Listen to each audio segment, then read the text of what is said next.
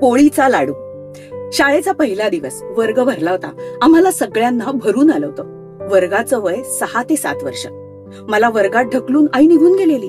नवीन जागा, नवीन बाई, नवीन सौंगडी, ओळखीचं काहीच नाही. मग काय, टप टप अश्रू गालावर थुई नाचू लागले. 10-15 मिनिटांनी आमचं रडू ओसरलं. बाईंनी छान छान गोष्ट सांगायला सुरुवात केली. आवडलीच. मग गाणी. हळूच हसलो. शेजारच्यांकडे बघून, बाईंकडे बघून. गप्पा सुरू झाल्या. मजा आली. एकदम घंटा वाजली. बाईंनी सांगितलं डबा उघडा. एकदम आईची आठवण आली. डोळ्यांच्या आभाळात पुन्हा काळे ढग जमा झाले. डबा उघडला. डब्यात 2 गोल मटोल लाडू. पोळीचा लाडू. माझा एकदम लाडोबा. साजूक तुपानी आंघोळलेला.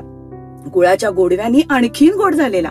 एकदम खरपूस. लाडू बघून मी एकदम खुश. वाटलं आईच आलीये इथे शाळेच्या डब्यातून. भीती पळाली. डोळे ओली सुकी खेळून आनंदाने हसले.